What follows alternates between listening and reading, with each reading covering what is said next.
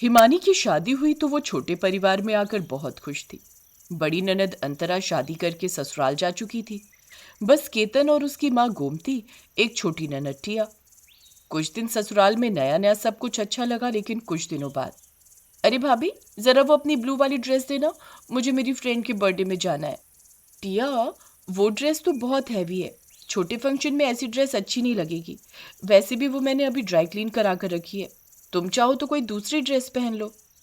भाभी, तुम्हारे जैसे छोटे घर की लड़कियों में यही प्रॉब्लम होती है, 2 पैसे की चीज की औकात भी लाखों में दिखाई देने लगती है। नहीं पहननी मुझे आपकी ड्रेस। ये कहकर टिया मुंह बनाकर चली गई। कुछ ही देर बाद अंतरा अपना सूटकेस लिए दरवाजे पर खड़ी थी। अरे अंतरा, तू ये सूटकेस लेकर अचानक कैसे, बताया भी नहीं? माँ, अब मैं उस घर में बिल्कुल भी नहीं जाऊंगी। अजीत ने मुझे बहुत टॉर्चर किया है, हमेशा अपनी माँ के कहने पर चलते हैं जैसे मैं तो कुछ हुई नहीं। क्या तेरे साथ इतना कुछ हुआ और तूने हमें बताया भी नहीं? चल ये आंसू पोंछ और अंदर आ, अब मैं तुझे ससुराल हरगिज नहीं जाने दूंगी। चुप हो जाओ दीदी, जीजा जी को ऐसा नहीं करना चाहिए था। मैं बात करूंगी उनसे कि उन्होंने आपके साथ ऐसा क्यों किया। नहीं भाभी, कोई जरूरत नहीं आपको फोन करने की, ये हमारे पति पत्नी के बीच का मामला है, हम दोनों आपस में इस बात को सुलझा लेंगे। हिमानी सोचने लगी, पति पत्नी के बीच की बात है, अगर ऐसा था तो वो यहाँ क्यों आई? ये मामला अपने घर में पति पत्नी ने मिलकर ही सुलझा लिया होता। कई दिन बीत गए, ना तो अजीत का फोन आया और ना ही अंतरा ससुराल गई। भाभी, जरा फ्रिज में देखो, कच्चे केले रखे, उनके बनाना चिप्स बना दो, और तो तुमसे कुछ होगा नहीं। दीदी, वो केले रखे हुए खराब हो गए, इसलिए मैंने फेंक दिए। केले मम्मी जी को फ्रिज में नहीं रखने चाहिए थे, फ्रिज में केले जल्दी खराब हो जाते हैं। ये सुनते ही अंतरा का पारा चढ़ गया और उसने गोमती को आवाज लगाई, माँ कहाँ हो, जरा इधर तो आओ। देखो, भाभी ने फ्रिज से सारे केले फेंक दिए, इस हिसाब से तो ये घर कुछ दिनों में बर्बाद हो जाएगा। भला इतनी बर्बादी कौन करता है? हिमानी को अंतरा की बात सुनकर गुस्सा आ गया। वो बोली, दीदी केले खराब हो गए थे इसलिए फेंक दिए, बात खत्म। इस बात को बढ़ाकर आग में घी मत डालो। बस बहू, क्या मेरी बेटी यहाँ आग में घी डालने आई है? 4 दिन में ही मेरी बेटी तुम पर बोझ बन गई। अरे बाप नहीं है तो क्या हुआ, अभी तो उसकी माँ जिंदा है, और मेरे जीते जी मेरी बेटी को किसी ने कुछ कहा तो मुझसे बुरा कोई नहीं होगा। बात कहाँ से कहाँ पहुंच गई। हिमानी समझ ही नहीं पाई कि उसने ऐसा क्या कह दिया कि सब के सब उस पर बरस पड़े। वो चुप हो गई और अपने कमरे में चली गई। एक दिन हिमानी की आंख देर से खुली, इसलिए उसे केतन के लिए लंच बनाने में देर हो गई। टिया रसोई में पानी लेने आई तो, टिया थोड़ी मेरी किचन में हेल्प कर दो, आज आंख ही नहीं खुली, लंच नहीं बन पाया तो तुम्हारे भैया को भूखा जाना पड़ेगा। अरे भाभी, मैं तो पानी लेने आई थी, ये किचन विचन सुबह सुबह मेरे बस की बात नहीं है। अरे सुबह सुबह क्या बहस हो रही है तुम दोनों में? क्या बहस होगी माँ, अपनी बहू को तो तुम अच्छे से जानती हो, इन्हें तो बस बहाना चाहिए किसी से भिड़ने का। टिया, ऐसा तो मैंने तुमसे कुछ नहीं कहा, सिर्फ थोड़ी सी हेल्प मांगी थी। मैं अकेली किचन में काम करती हूँ, मैंने कभी कुछ कहा क्या? तुम्हें ये सब सीखना चाहिए, शादी के बाद ससुराल में काम आएगा। ओ हेलो, कैसी ससुराल? मुझे कोई शादी वादी नहीं करनी, समझी? तुम्हें क्या लगा कि मैं अपने ससुराल चली जाऊंगी और उसके बाद इस घर पर तुम्हारा राज होगा? कभी नहीं, ये ख्याल अपने दिमाग से निकाल देना। हिमानी का दिमाग ये सोचकर फटने वाला था, इस घर में दोनों लड़कियां कितनी उल्टी खोपड़ी की हैं। भगवान ही बचाए ऐसी नंदों से। अगर ये इस घर से चली जाए तो ये घर स्वर्ग बन जाए, लेकिन यहाँ तो कुछ और ही सीन लग रहा है। हिमानी को परेशान देख केतन बोला, तुम टेंशन ना लो हिमानी, मैं आज खाना कैंटीन से खा लूंगा। अब हिमानी कैसे बताए कि उसे खाने ने नहीं बल्कि दोनों नंदों ने टेंशन दे रखी है। दोनों ने उसे इस घर की नौकरानी बनाकर रख दिया है। कपड़े धुले और प्रेस किए हुए हो, तीनों टाइम खाना गर्म हो, फिर भी वो पूरे दिन सासू माँ से चुगली करती नहीं थकती। ऐसा क्या करे कि ये दोनों अपने अपने घर चली जाए। रात में हिमानी ने केतन से इस बारे में बात की, फिर दोनों इस समस्या का मिलकर हल ढूंढने लगे। हिमानी ने कुछ सोचकर अजीत को फोन मिला दिया और सारी बातें कह सुनाई। भाभी, अंतरा का यहाँ भी यही हाल है, आज तक वो ससुराल को अपना घर नहीं समझ पाई, हमेशा यहाँ मेरे छोटे भाई की पत्नी से पंगा लेती रहती है। लेकिन आप चिंता मत करो, मैं उसकी अक्ल बहुत जल्दी ठिकाने ले आऊँगा, मैं आपके साथ कुछ गलत नहीं होने दूंगा। अगले दिन अजीत डाइवोर्स के पेपर लेकर घर आ गया और अंतरा से बोला, अंतरा, बहुत हो गया, अब मैं तुम्हें और बर्दाश्त नहीं कर सकता, मैं दूसरी शादी कर रहा हूँ, मैंने लड़की देख ली है, मैंने तलाक के पेपर्स पर साइन कर दिए हैं, अब तुम भी कर दो। क्या तलाक? नहीं नहीं, आप ऐसा नहीं कर सकते। मेरी जगह कोई और ऐसा तो मैं सोच भी नहीं सकती। मुझे माफ कर दो, अब मैं आपको शिकायत का कोई मौका नहीं दूंगी, लेकिन प्लीज प्लीज मुझे तलाक मत देना। तुम जैसी औरत को मैं अपने घर में नहीं रख सकता, लेकिन जब तुम इतना कह रही हो तो मैं तुम्हें एक मौका और देता हूँ, मगर मेरी एक शर्त है, आज के बाद तुम बेवजह मायके नहीं आओगी। आप जैसा कहोगे मैं वैसा करूंगी। नहीं आना मुझे मायके। चलो अब अपने घर चलते हैं। अंतरा ने जल्दी से अपना सामान उठाया और अपने घर चली गई। अब बारी थी टिया की, लेकिन वो तो शादी के लिए राजी ही नहीं थी। लेकिन इसका कारण क्या था ये जानने के लिए हिमानी उस पर नजर रखने लगी। एक दिन हिमानी ने एक लड़के से उसे फोन पर बात करते हुए सुना। इतने पैसों का बंदोबस्त तो मैं नहीं कर सकती, लेकिन हाँ, मेरी माँ का सोने का पुश्तैनी हार है, करीब 2 लाख रुपए का होगा। मैं उसे लेकर आ जाऊंगी, फिर हम दोनों यहाँ से कहीं दूर चलेंगे। तुम भी उसे बेचकर अपना काम शुरू कर देना।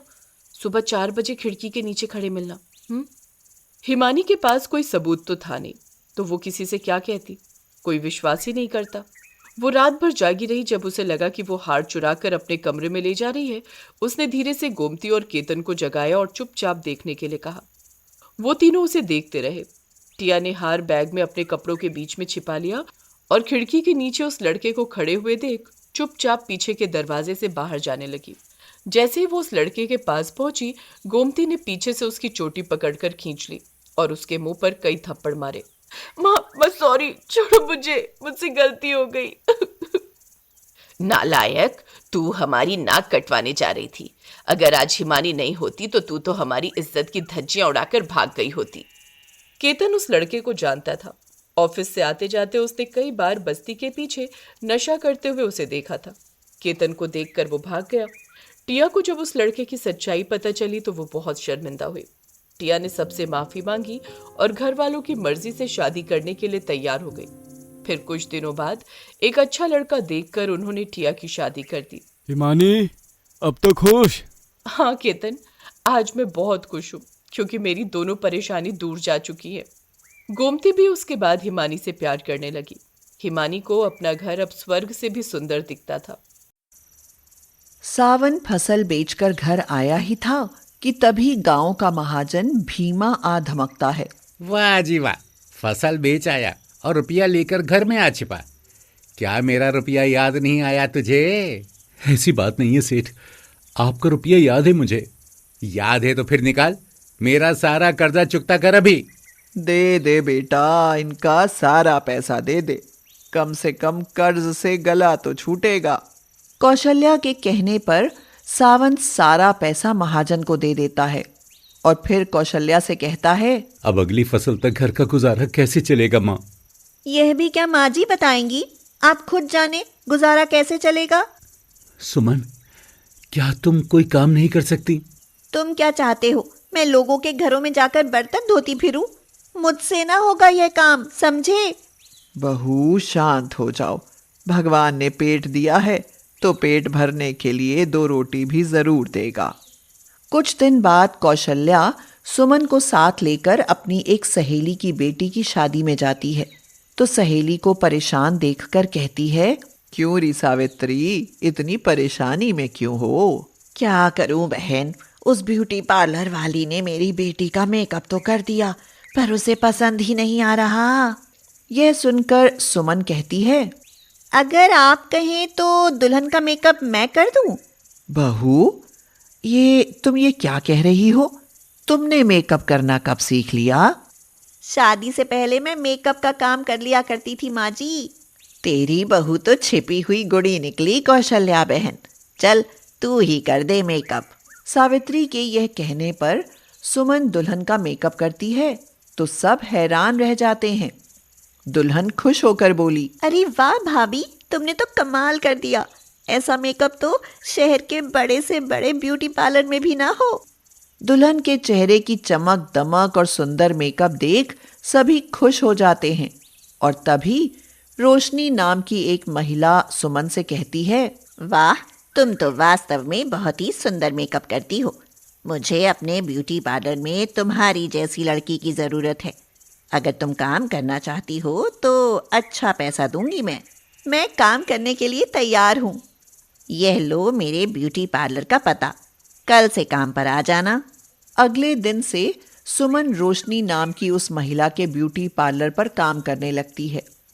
वहां सुमन का मेकअप महिलाओं को इतना पसंद आता है कि रोशनी का ब्यूटी पार्लर पहले से बहुत अच्छा चलने लगता है। एक महिला कहती है, अरे वाह, तुम तो बड़ा अच्छा मेकअप करती हो, मन खुश कर दिया। यह लो 1000 रुपए बख्शीश। पर इसकी क्या जरूरत है? अरे मैं खुश होकर दे रही हूँ, ले लो भाई। कुछ ही दिनों में सुमन सबकी मनपसंद मेकअप आर्टिस्ट बन जाती है। रोशनी भी उसके काम से बहुत खुश होती है, मगर उसी ब्यूटी पार्लर में काम करने वाली मीना सुमन से मन ही मन जलन रखने लगती है। उसे तो सुमन फूटी आंख नहीं सुहाती। मीना खुद से कहने लगी, जिसे देखो सुमन से मेकअप कराना है, सुमन से मेकअप कराना है। हाँ, देखती हूँ कब तक कराती है। इसे धक्के मारकर ना निकलवा दिया तो मेरा नाम भी मीना नहीं। हाँ।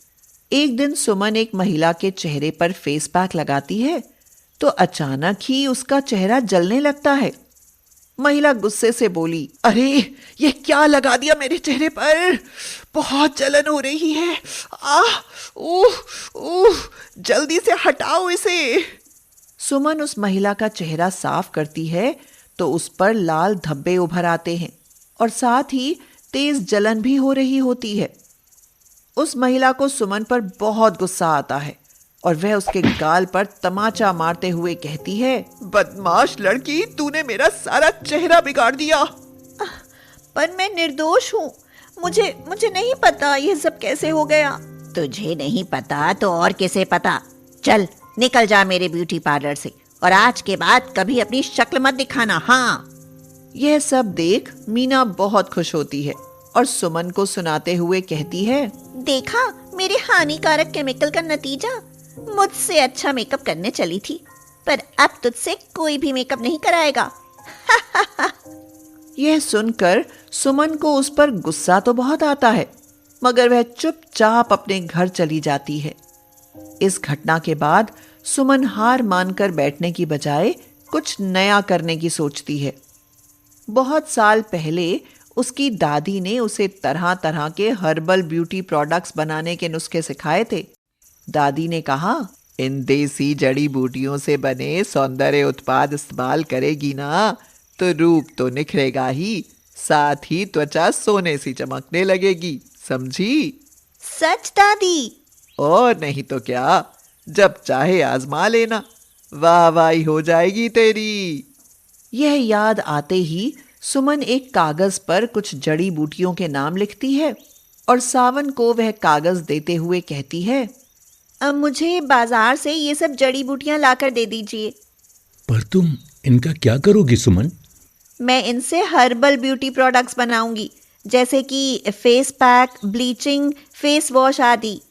यह सुनकर कौशल्या घबरा जाती है और कहती है, अरे अभी अभी तो तू उस औरत का चेहरा खराब करके तूने अपनी बेइज्जती कराई थी। तू अपने सिर से मेकअप का भूत उतार क्यों नहीं देती? माँ ठीक कह रही है सुमन, इस बार भी अगर कुछ ऐसा उल्टा सीधा हुआ तो लोग हमें गांव से निकाल देंगे। ऐसा कुछ नहीं होगा। अब तो मैं अपने ऊपर लगे इस दाग को धोकर ही रहूंगी। बस आप मेरा साथ दीजिए। सुमन के बार बार कहने पर सावन और कौशल्या उसकी बात को मान लेते हैं और सावन उसे सब जड़ी बूटियां लाकर दे देता है। सुमन उनसे देसी ब्यूटी प्रोडक्ट्स बनाती है और तभी गांव की जमींदारनी उनके घर आती है और कहती है, क्यों री सुमन, सुना है तू बड़ा अच्छा मेकअप करती है।